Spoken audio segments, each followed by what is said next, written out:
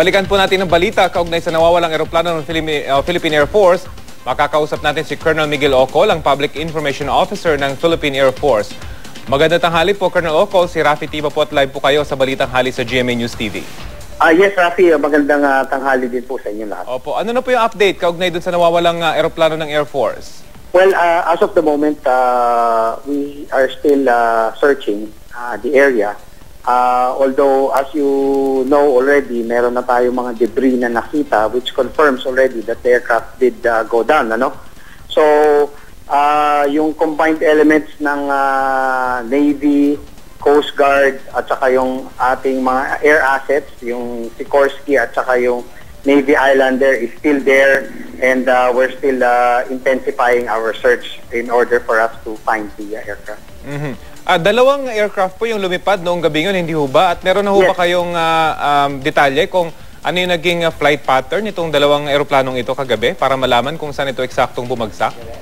Yes, actually alam natin kung saan yung last known position ng mishap aircraft kasi ang aircraft po natin is equipped with a tracking device. So namomonitor po ng punong himpilan at ng area command at saka ng 570 yung aircraft pattern. So at 6:18 kagabi, tumake off po silang dalawa po yung aircraft.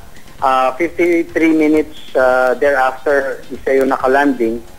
Isa was itong involved sa insidente was already requesting for final approach sa runway 27 ng Palawan Airport. So, yun po yung last known transmission niya.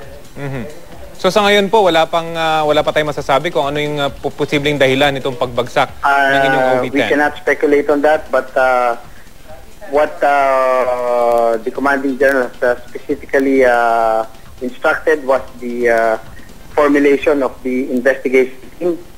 So that will run in conjunction with the search efforts that we're doing right now. Opo. Ito po bang OV-10 natin? Meron ho bang ejection seat ito? Or po pwedeng makalabas itong mga piloto? Opo.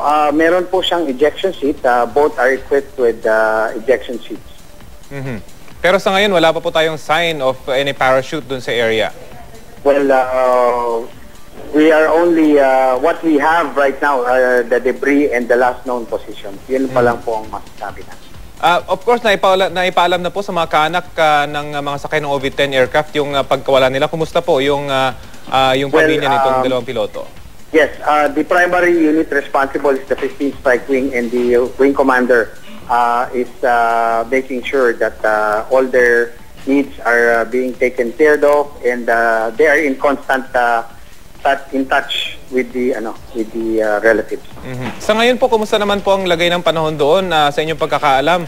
Okay naman po, conducive ba for search and rescue operation? Kaninang umaga, they were able to launch a mission flight dun sa area. So far, I have to get back to you regarding at present, no? Kasi alam natin na this time of the year, medyo pabago-bagong weather natin. Okay. Sige po, good luck po sa inyo. Maraming salamat, Colonel Miguel Ocol, Public Information Officer ng Philippine Air Force. Magandang tanghali po.